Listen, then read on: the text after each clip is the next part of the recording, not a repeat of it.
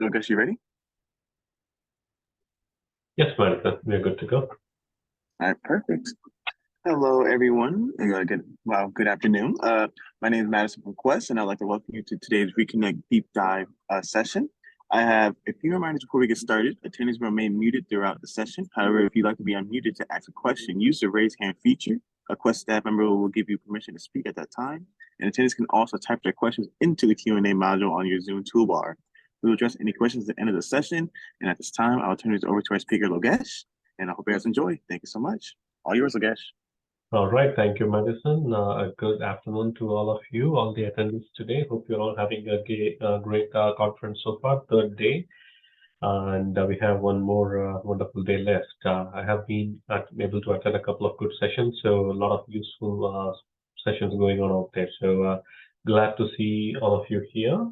Looks like there are still few people trickling in, but we can go ahead and get started. So the session today is about tips, tricks, and best practices with Activity Guide framework. So there's quite a lot of content to cover, so we'll jump right onto it. Let me start it. Yes, so I'm Logesh Balasubramaniam. I'm Managing Director at PRMC Consulting, primarily specializing on PeopleSoft HCM. I have been consulting with PeopleSoft HCM products for close to 20 years now, and essentially play a role of a solution architect for the PeopleSoft HCM application, manage various projects across higher ed, healthcare, and public sector.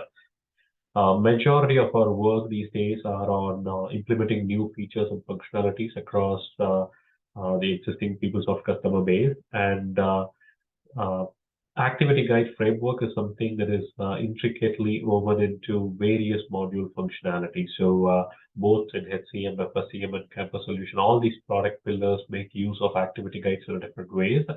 And the initial adoption of Activity Guides, customers were more focused on taking up the delivered functionalities. But now we are working with customers who are extending the Activity Guide framework to build some custom functionalities as well. So there's quite a bit of adoption of this functionality and features. So that's the reason for having this session.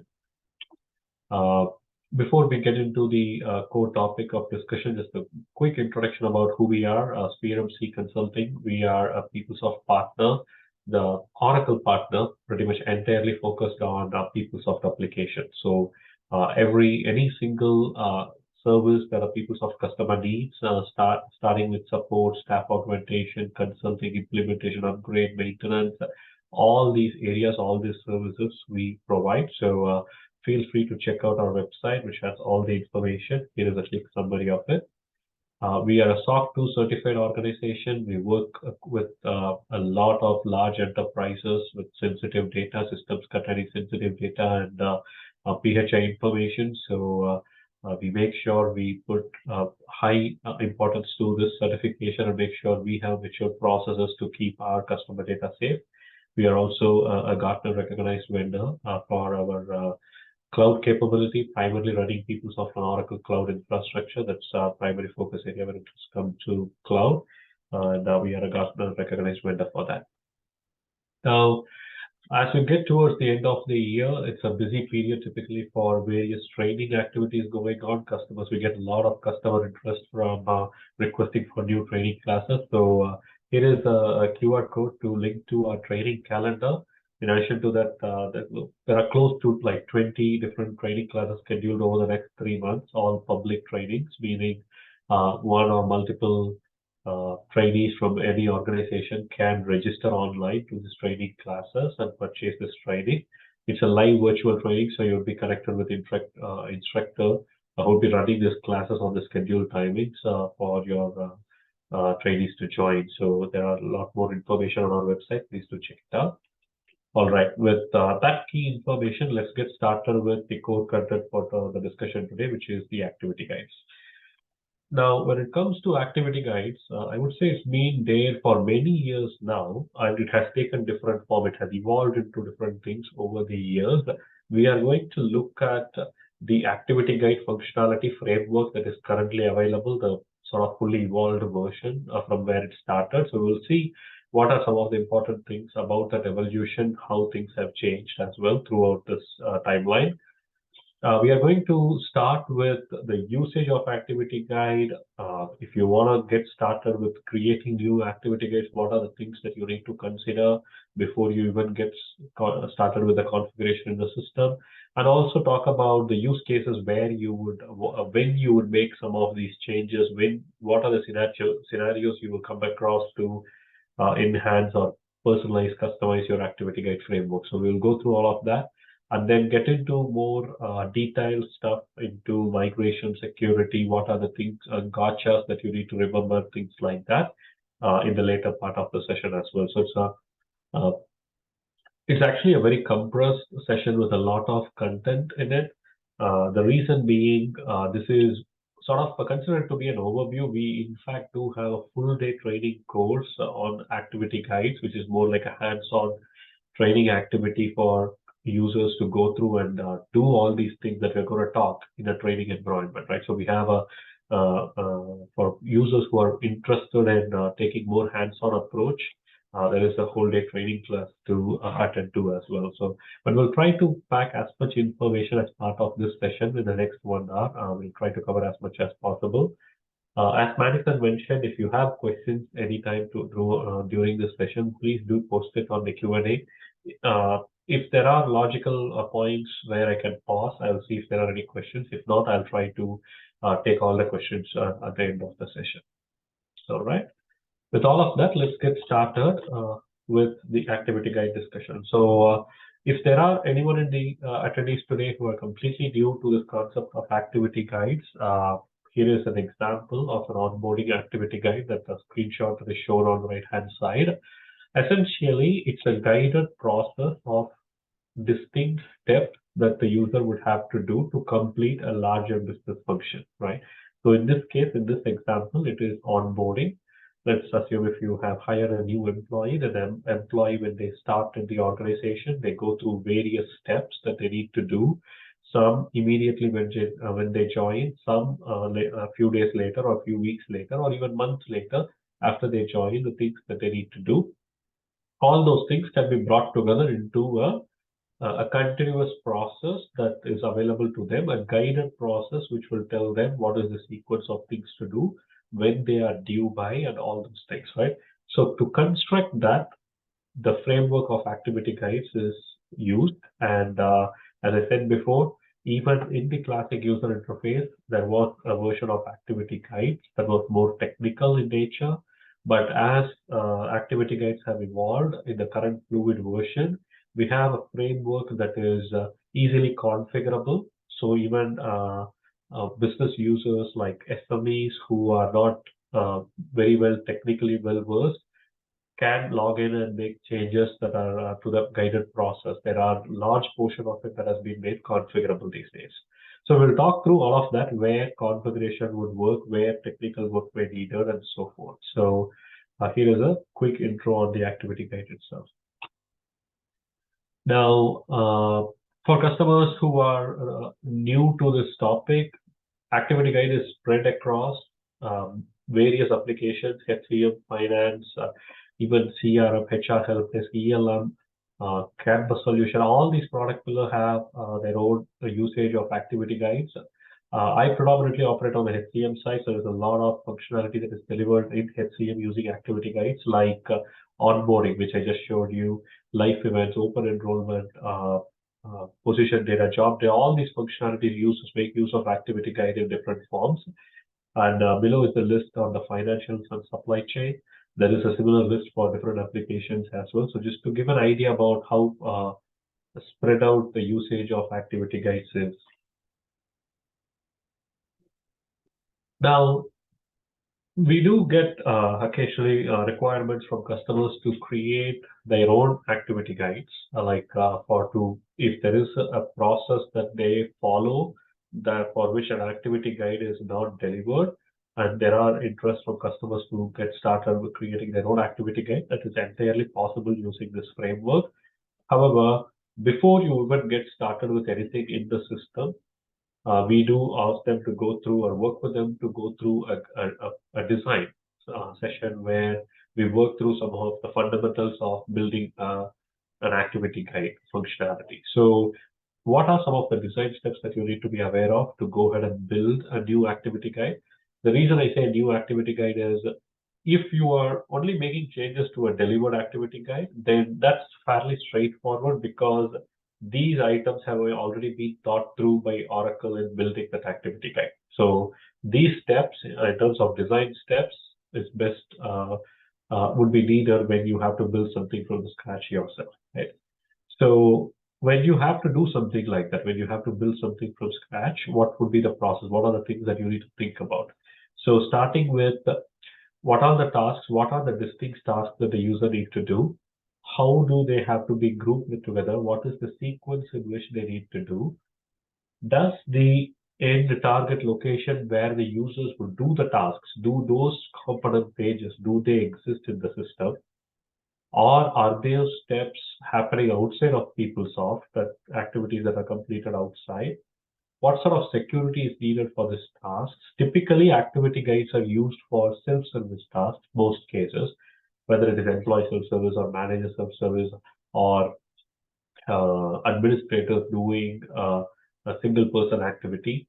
But the activity guide framework has been enhanced recently to include multi-user activity guides as well. When the activity guides were first introduced, only it was meant for one user to do the tasks from the start to end.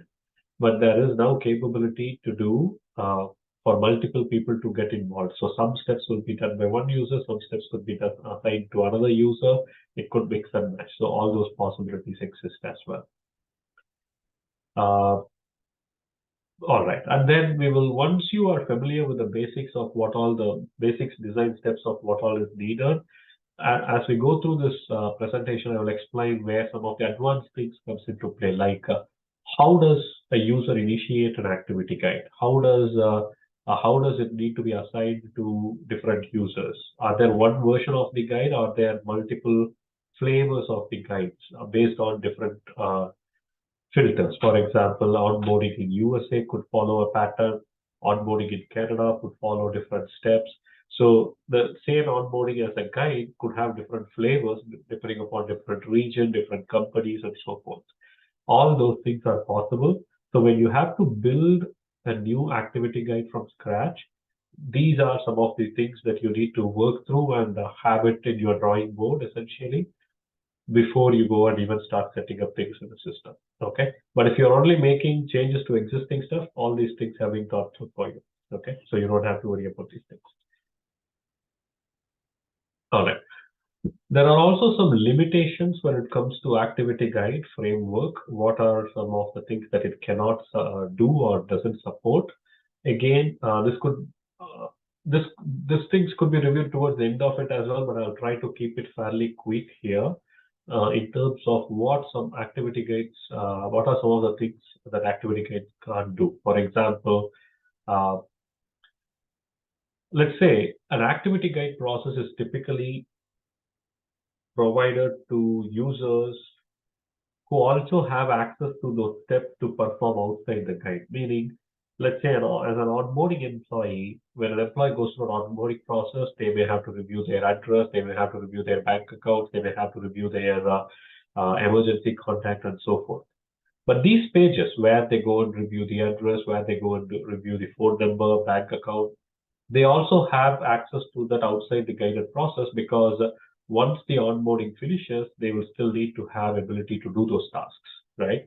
So if a user goes and performs these tasks outside of the guided process because they have access to do it, then the guided process wouldn't be able to track the progress of those steps because they are not doing through the guided process. So when it comes to tracking the progress of how far what all they have completed, the guided process wouldn't automatically be able to check it because they didn't come into the guide to do those steps. So something that is inherently not possible in the framework because user did not use the framework to do it. So something that needs to be aware of. If there are steps that the users have to do outside PeopleSoft system, then the user have to mark those steps whether they have completed or not in PeopleSoft on their own, because the system wouldn't know whether the system would know that the user had to be directed to go to a different website to do a task, but system wouldn't know whether they have completed the task. Let's say, for example, during the onboarding process, you can link an external page to a benefit vendor to say you have to click this link to go to a benefit vendor's website to do your 401k elections. In that case, if they go and do it, they need to mark it completed the activity guide, or else the system wouldn't know that they have completed that task, because system is activity guide is not interfaced with that third party website to capture that information real time. Right? So uh, that's another important thing to remember when you have external tasks, uh, how the tasks are going to be tracked for completion. So both those items are related to how activity guide tracks things for completion. If the user does the task within the activity guide, and if it is a PeopleSoft task, then the guide itself can track whether they have completed or not. Otherwise, it has to be entered by the user. So some couple of things to keep in mind there. And there are few technical limitations in terms of what kinds of pages are supported within the activity guide itself. So the first thing is, when you're working with activity guides, if the page has individual functions that the user have to do, that has its own guided process, then that nesting of guided process within a guided process is not possible. So there is only one guided process that can happen at a time. So they can't do a guided process within a guided process, right? So that's something that needs to be aware of. Very rarely you come across the situations where these would be a constraint. But at a very high level, if you're new to this functionality, these are things that you would realize when you have gone through the training and are trying to do something and come across a situation, you might hit this. Okay, so these are some of the things that need to be aware of. There are a few more technical items. I think it is best. It's good to have it here, but might be too technical to talk about it before we cover the overview of it, right? So we'll leave it here just for your reference, because the PowerPoint will be shared as part of the presentation on the website. All right. Now, within the activity guide framework, there's one very important thing to remember. As I mentioned before, when activity guide was first introduced, it was pretty much a technical tool which would involve technical expertise like a developer or somebody to set it up in the system for the users to use. Since then, it has evolved into this new framework, Activity Guide Composer framework. It is called as AGC framework. And this framework has split the setup into two parts. One is the activity guide categories, which is which covers all the technical aspects of setting up the activity guide, all the prerequisites that needs to happen. And then the activity guide template, which covers all the configurable portion or the functional portions where a business analyst or subject matter expert who doesn't have a lot of technical expertise can do it. So essentially, the setup of activity guides is now split into two parts, so that one can be done by technical resources, other can be rolled out to a more broader group of users who can do it, who are more of business expertise, right?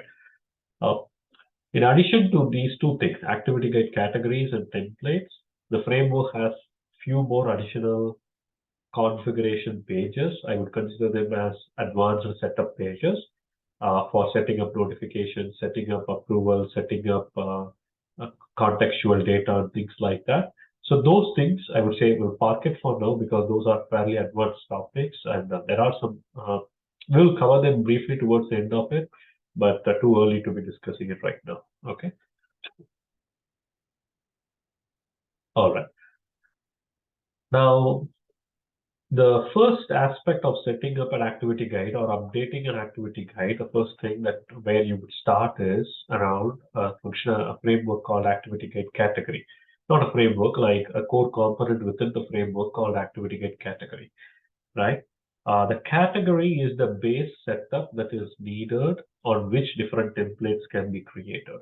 So let me go back to that onboarding example that I discussed earlier, where you want to create onboarding templates, but you may need different flavors of it for different regions or different kinds of employees you may have. Then onboarding as a process would be set up as a single activity guide category, and on top of which different flavors of templates can be created. You might have a different template for full-time employees, different template for part-time employees, different template for California employees, different template for Canada employees. You could mix and match, right?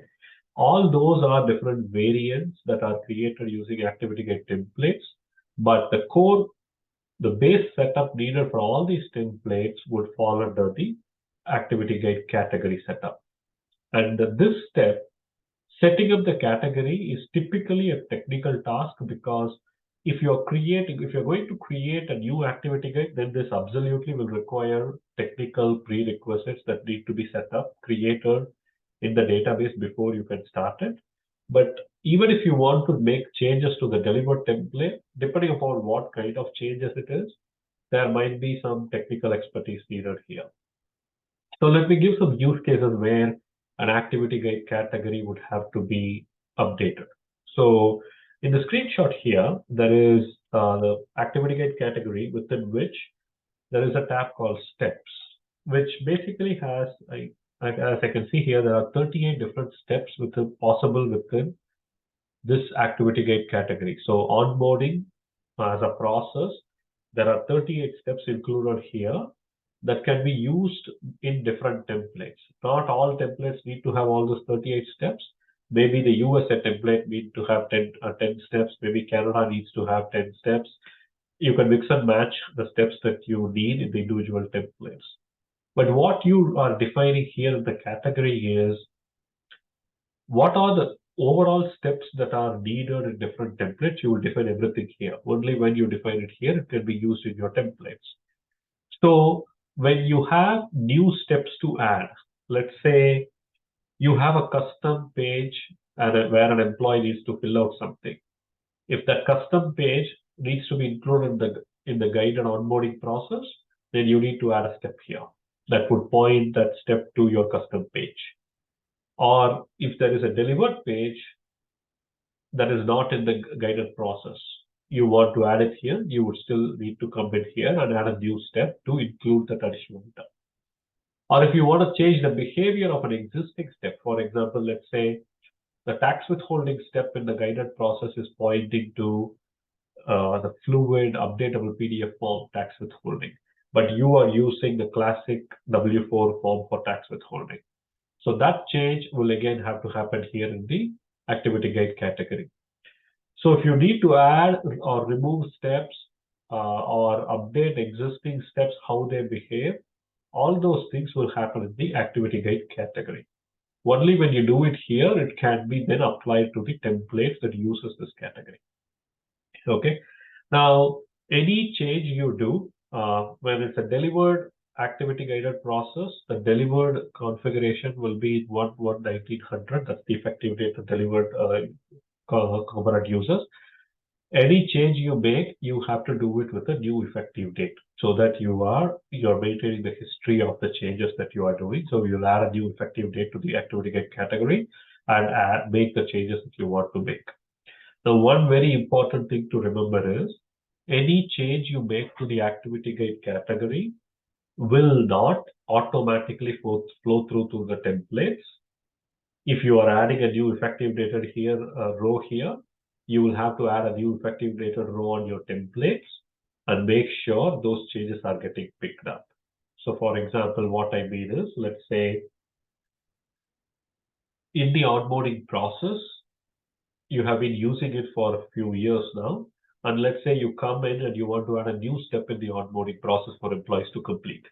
You will come in here, you will add a new effective dated row and include that new step. However, you might have different templates on top of it. Those templates will have to have its own effective dated change to bring about this new step. You will decide it there whether you want to use it or not. So let me move on to the template setup. So the activity gate template is essentially different flavors of the guided process that you have set up. Not always you don't need to have different flavors, but sometimes you may be forced to have different flavors. For example, there is onboarding template. There is in this case we are talking about an onboarding template for full-time and part-time employees. In this case, for the example screenshot I have shown here is for the onboarding template for open enrollment. There is only one version to it. The customer is using only one version of open enrollment. And you can see the different effective dates. 1/1900 is the delivered configuration. Since then, there has been three different versions that have been added to on top of it. So this guided template process has been updated three different times from the base configuration. So whenever you change the activity guide category, you will have to make sure it is newly effective data. And whenever you change a new, when you build for the change to propagate into your existing templates, you would still need to add your new effective date and bring about that change. So let's say when you add a new step, you might be adding a step only for USA employees. So means your activity guide category would have that new step, but you would only need to update the USA template to include that step. If you have a template for Canada, you don't have to update it because that step is not needed. So you get to control the different templates individually in the activity guide templates page. Okay.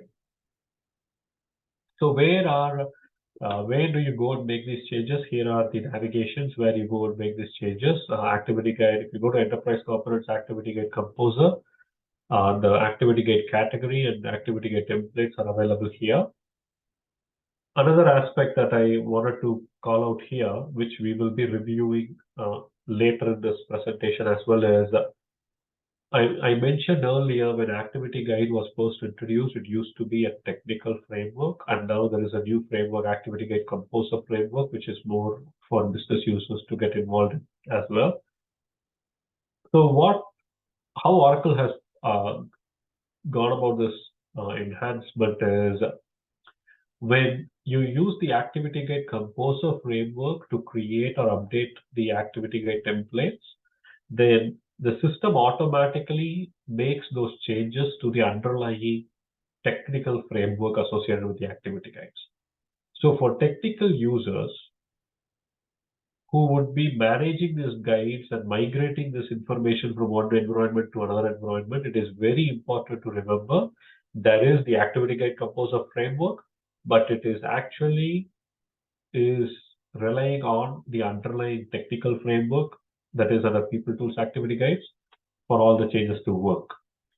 So the reason I'm specifically calling out is we work with a lot of customers where they make changes in one environment and they want to do it or do migrations.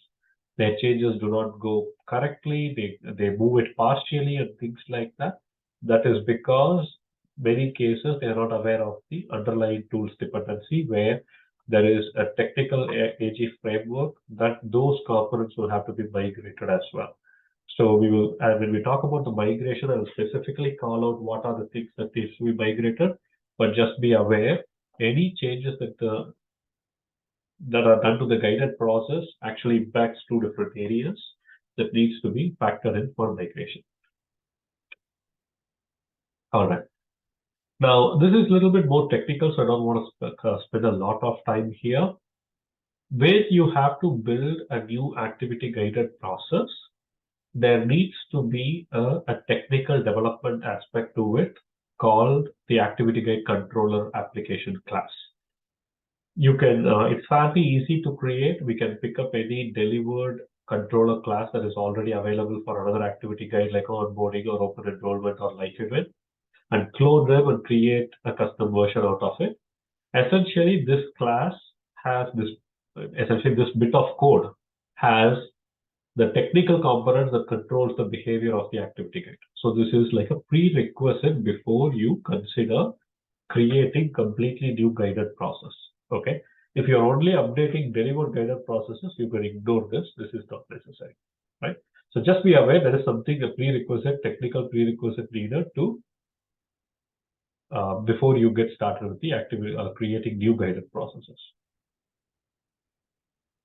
Now, another important thing to remember is when you have a guided process as delivered, there are many delivered guided processes. The way the user accesses the guided process, how the guided process deployed to the users there are various options to do it. It can be deployed using a component called my processes. So there is a component where any guided process that is available to the user is made available in that component. Very rarely used. It is only used for primarily for testing purposes. The other two options are the more common ones. There would, depending upon which module it is, there will be pages, custom pages that is used to launch the activity guide. I will show you an example of it. And then the fluid tiles that would be a launch for the guided process. So both options are widely used. The my process page is something primarily used for testing purposes. Okay. So I'll show you an example here, the various flavors of initiating an activity guide. First is, as delivered, the onboarding process has a tile that says onboarding activity guides, a long tile over here. When the user clicks on the tile, they basically initiate that guided process. They don't have to do anything else. The system already knows who the user is logged in as. So the information about a user is already known at that time. So when they click on the tile, it launches the guided process for them. This is another variation. The second one is the live event one, where user goes into, this is part of the benefits module. User goes in and chooses, I want to perform this life event. I either got married, I had a baby, or had a divorce, whatever is the activity. They choose what life event they are doing and select a date and start a new life event. And that life event, when they click on the start life event button, the guided process gets initiated. So the one on the top, they click on a tile and the things get initiated. And one at the bottom, they click on a button and the gets initiated. The difference here is when it's a tile, user is not entering any information to get the process started. System already knows the basic information needed for the guided process. So user is not entering anything. But when on the bottom option below, the user is consciously choosing something. They say, I had a baby. Maybe the guided process for adoption or a birth is different to a guided process for marriage or divorce. So user is making a choice and entering a date to initiate the guided process. So depending upon the user choice, which template that gets assigned to the for the guided process may be different. That's why there is a different approach to launching that guide. So these are different flavors of how the guided process can be launched. Okay. All right. Again, a bit of a technical detail over here. Now, if you are building any custom activity guided process and are looking to figure out how to launch it, here is a sample people code that can be used to launch the activity guide. So this is basically taken from the live event page that we just saw. Essentially, the parameters needed to launch the process are initialized, and by click of a button, it launches the activity guided process. So for technical users, here is a quick reference of how to launch your guided process if you are building something from scratch. Okay. If not, if it's modifying a delivered process, then you don't have to worry about this because the launch code is already delivered as part of your delivered guided process. Okay. All right. Couple of things I wanted to talk about. Now we are moving from the guided process framework. I spoke about where you would go and update the activity guide categories and templates. What's the purpose of activity guide category versus activity guide templates? When any of those things get changed, I mentioned that there is an underlying technical version of the guided activity guide framework, and this is the navigation to get there.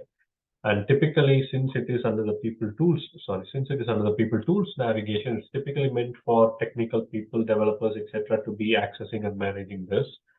This is a reference of where the technical version of the guided configuration resides. So when you go here, various guided process templates, there would be the properties and the ability to view them. Most often, 99.9% of the time, users don't have to edit or manage anything here. The activity guide composes a framework for categories and templates. That's where user will have to manage it.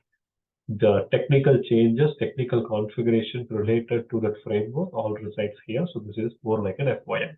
I'll tell you when you may have to come in here and review things, but This is the essentially the navigation to get to this place. And another important aspect here is under People Tools Activity Guide is where the link there is an activity guide instances. Now this is where every unique instance of a guided process can be managed here. So for example, let's say you have rolled out onboarding guided process to your employees. New hires join and they start the guided process. Any active guided process, any instance of it will be accessible here. So you can see how many people have initiated the guided process, what status they are in, all the technical information is available in here. The reason I've called out here is there could be instances where a guided process may be, a user might be stuck, they may not be able to move forward, it is assigned to a wrong person, things like that. There will be different kinds of issues that might come up in that guided process. And this is where you could come in and either make changes or delete an instance so that they can restart it, so that they essentially clearing up the queue. If you would come in and do an admin task only when something goes wrong. So just be aware, this is where you would do that. Now, an example where I have recently been using this is we have had instances where user has started an onboarding guided process, but the user ID of that person has changed because an incorrect account ID was assigned to that person. They logged in and they started some steps, but then the Active Directory team has gone in and assigned a different user account because the earlier one was invalid. So now they have a new user account. When they come in with a new account, the guided process will not show up because this is something they started earlier in the old account. So we have to kill it, stop the existing instance and let them choose a new instance or assign it to a different user account. All those admin tasks, technical tasks are possible from within this place. That's why this link is important to know when to make use of it. So when you actually go into an individual guided guided process instance, these are the things you would see here. You'll be able to see the individual instance, see who is it assigned to, what is the status of it, whether it is complete or not. All that information would be available here. So if there are any reassignments needed or completion needs to be updated, you can do all of that in the this administration page over here. Okay. And the next one I have over here is essentially like a cheat sheet for the underlying tables that are used by the guided process. Now, the reason I have this in here is primarily for technical people who troubleshoot activity guides when they get different sort of issues where a user was unable to complete a guide or they're not able to proceed further and things like that. If you have to go and troubleshoot and resolve an issue, these are the tables to look for from a technical side of things. Essentially, these tables refer to the data that I showed you in this admin pages, where you could see what are the items, what is the status, if it needs to be reassigned to another person and things like that. You would do. If there are technical analysis needed, these are the tables for you to make use of. So that's the reason for having this info over here. Okay.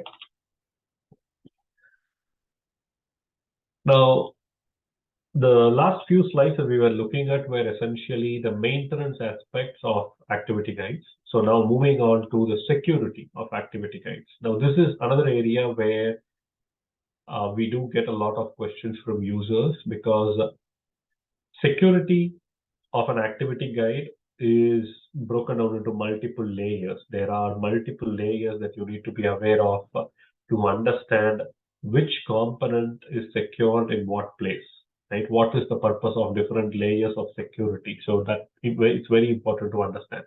So first, if a user is going to be working on activity guides, then they themselves need to be able to go to the pages to review and make changes to the guided process. So the very first thing is the delivered roles for the activity guide composer framework. Those three roles are there. There is a user role, there is an admin role, and you also need portal admin role so that you will be able to access all the pages that are referenced to the activity guides. So the user who is managing the guide should be able to access the templates and categories, etc. Then within the activity guide category setup, you will specify what are the roles that can maintain the templates. Meaning, let's say you have different flavors of onboarding activity guides. And for onboarding a template for USA, you may want to assign it to a person to manage it, or assign it to a group of people through a role to manage it. Maybe the USA HR team should be able to manage it. Then the Canada version of the template may need to be managed by the Canada administrator. So within the activity guide category, you can define what role should have access to what template. That is defined at the activity guide category level. Now, within the activity guide category, there are different steps, right? We saw 38 steps were there, like welcome step. There is a step for I-9 form. There is a step for emergency contact. There is a step for tax withholding form. Each individual step. Now, any step that is getting added to an activity guide will have its own security. So if an employee needs to review their bank account as part of the onboarding guide, then they need to have access to go to the direct deposit page to do it, right? So every step within the guided process has its own security, regardless of whether the step is in the guided process or not. If an employee has access to direct deposit page, they can access it within the guided process, they can access it outside the guided process. Same if the employee has access to tax withholding or emergency contact, phone number, any of those pages, they can access it within the guide or outside the guide. So it's not a guided process security, it is a security to do those individual steps that is maintained at the individual step level. Okay. And then the technical users who are to be accessing the administrative components on the technical side of things, there are technical roles to be assigned to them, so they can get into the pages that I was showing a couple of slides back, so that they can manage take care of any administration activities like reassigning and things like that. They can manage that. Okay, so these are some of the things to keep in mind. And usually, another very important aspect is to remember is, I briefly touched upon earlier the concept of a single user guide versus a multi-user guide. An example of a single user guide is like an onboarding process where an employee starts, an employee goes through all the steps. They have to do it, it's their tasks. An example of a delivered multi-user guide is the offboarding guide, where an employee has to do some steps, maybe the manager has to do some steps for them to complete the offboarding. Now, when a new guided process gets started, which is, let's say a person has been terminated, based on the termination action, the user will get a role that will give them the access to the offboarding guide, right? You don't need offboarding guide assigned to the employee all the time. You only need it when the employee is ready to offboard, which is triggered by terminating the employee, right? So when you do that, they get the access to start the offboarding process. And when they initiate the process, system would know, okay, these are the steps that needs to be assigned to the employee. These are the steps that need to be assigned to the manager, because at the time of initiating the process, the activity guide would look at the configuration at the template level to see who gets what step. Now, let's say after the process has started, an employee's manager is changed. There is a new person now as a manager. The steps would have been assigned to an old manager who was at the time when the process started, right? So those things have to be reassigned. So these are some of the use cases where you would go and manually reassign the guided process steps. And that would happen essentially from the technical page I was covering here. So this is the activity guide instance page, is where you will find that instance and say, all right, step number 3 is assigned to manager A. It now needs to be assigned to manager B. You should be able to make those changes. These are technical administrative tasks. that needs to happen, right?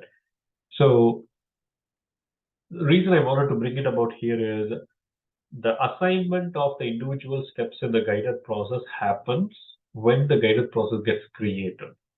If there are 30 steps in the guided process, all 30 steps will be allocated to different users or one user or different user when the process gets created.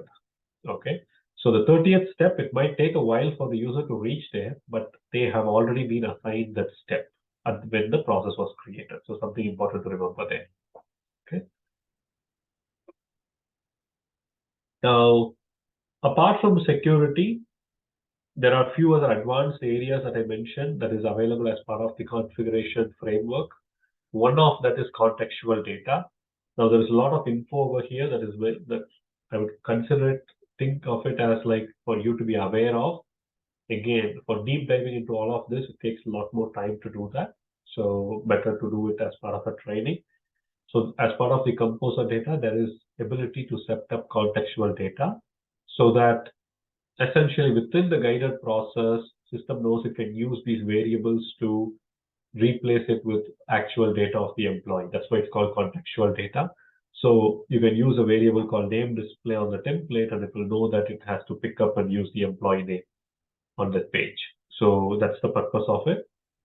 There is ability to set up notifications at different instances, email notifications, when a template gets assigned to an employee, when they complete a step, when they complete the whole process, you could set up automated email notifications, and there are email templates to be personalized to suit your needs.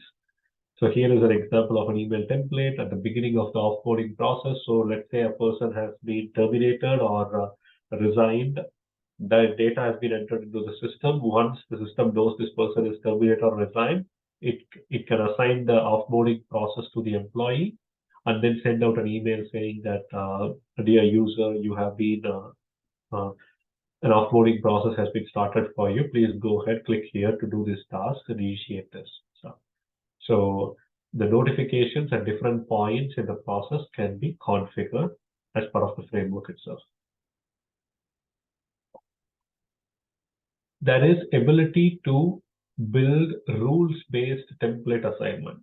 So I have been using this onboarding template assignment as an example where you might have full-time employees having one template, part-time employees, another template, US employees, another template, Canada employees, another template. I've been giving these examples, right? So what if you have thousands of employees? System should automatically know when the US employee is hired, it should be assigning the US template, or Canada employee is hired, they should be assigned the Canada template, right?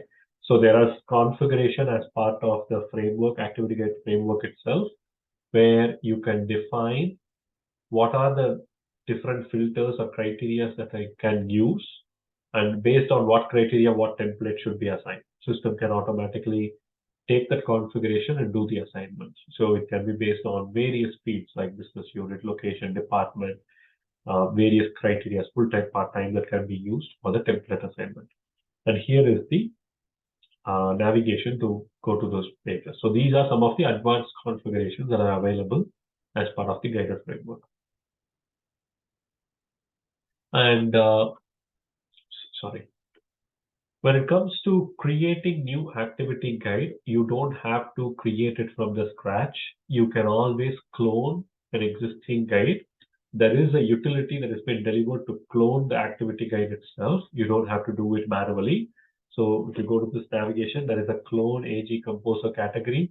Let's say you like the template or the category that is being set up for onboarding, and you want to use it for another complete different process internally on your in your company, then you can select the category and provide a new effective date and clone it. And after you have cloned it with a different name, it is entirely up to you how you want to update it, maintain it going forward.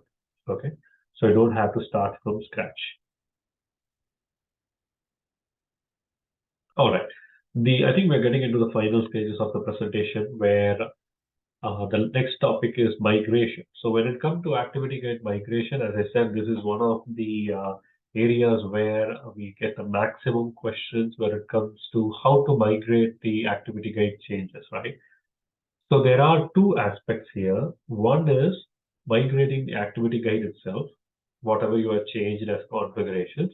Other is if the activity guide is relying on any new pages and functionalities that you have updated or created, those need to be migrated separately, right? So there are two components to it. Now, the first is the most important, which is how to migrate the activity guide changes that you did. Now, the best way to migrate an activity guide configuration is to use the application datasets and data migration workbench. So if you're not familiar with data migration workbench, it is an online tool where you can create projects, identifying what all config you touched, and get your administrator to do the migration. All the config data from one environment goes to another environment. Now that the data migration workbench can migrate a number of things, out of which one of the things is activity guide composer. And to migrate an activity guide composer properly, these are the 7 different templates or data sets that need to be migrated. So categories, template, contextual data search, depending upon which one you update, you will have to include that in your migration project so that it can be migrated. The most important aspect that many users miss is the last two items over here. Because when you make any change to the activity guide category or a template online, the underlying tools framework tables will have to be migrated as well. That is the activity guide item and activity guide list. They will need to be stored in the project and migrated as well. Or else it will be a partial migration. It will have to be some manual work will be needed on the target environment. Okay. So that's the reason I have provided that info over here for migration. All right, I think we have reached pretty much the end of the presentation here. There is, if you need more information, there are some reference links here where to find that. And as I mentioned before, if you are going to be actively doing these tasks in the system and need a more detailed training, then best to have a dedicated training and hands-on activities where you can go through. We take an example of a guided process and go ahead and create a complete new guided process end-to-end and assign it to users. So that option is definitely always available if you are interested to know more. So now let me look at, I think we are into the final 10 minutes. Let me look at the questions if there are anything. Looks like there are a few. Are the activity guide steps performed sequentially or can it be done in parallel? Can there be dependencies? Yes. So there are two questions combined into one there. Activity guide, within the activity guide, when you're setting up a guided process, you will choose whether the steps have to be sequential or can be done in any order. Once that decision is made and you have created a guided template based on that, you cannot change that. You cannot change with a new effective date, say, now I want to do it differently. No. When you create the template for the first time, you define whether it is a sequential template or a non-sequential template. However, both options are available. If you, let's say the guided process was sequential earlier and you want to make it non-sequential, you can't just add a new effective date and update the existing template. You will have to clone the template and create a new template to make that change, but it is doable. The second part of the question is, can there be dependency between steps? Yes, there can be dependencies. You could, when you go through a template, let's say there are 38 steps that we saw. Within the 38 steps, you can say what steps can be completed on its own, what step has a dependency or another step. So the dependent step will not be opened up until the previous step is completed. The onboarding guide is a good example where the dependencies have been built in. So you can't, or actually the life event guide in HCM is a good example for that, where unless you define the date of that life event, it won't open up the additional steps to do it. So dependency management is possible where before completing one another cannot proceed and so forth. All right, the next question is it possible to have more than one user have access to the same activity guide instance? For example, the manager started instance, but on September. Yes, definitely possible. It is possible to have multiple users participate in one guided process. It is also possible to have multiple users being responsible for the same step. You can assign it to a role rather than a person. it is possible to do. Anyone in that role would be able to complete that step. So yes, managers, employees, you can have multiple people participate in the guided process. Okay. Then there is a question, how can I create an activity guide that can be launched uniquely each time a tile is clicked? For example, presenting a questionnaire that you want to have employee complete, or employee data that needs to be updated annually. Okay. So we have done this at one of the customer sites. So essentially, if you once you build a guided process, let's say for answer, I'll take the first scenario, and that's exactly what we did at our customer site, where they wanted to provide a guided process for employee to fill a survey every year. So what it means is the steps within the guided process will be a questionnaire framework. So we create questionnaire framework also has a category and question templates. So we create a category, we create a questionnaire template that can be updated year on year. But the launch will be typically using a custom component. So I earlier in the presentation, I had a slide that had a launch people code. So that would be the method to launch the activity guide from a tile.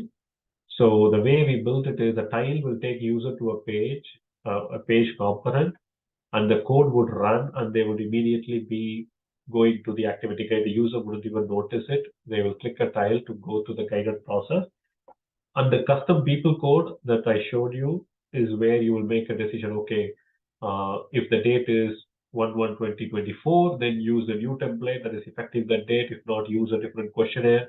So the launch at the time of launch, you could decide those things. But to answer your question, the launch sequence of that would be a technical code that would handle that logic, okay, of how to do it.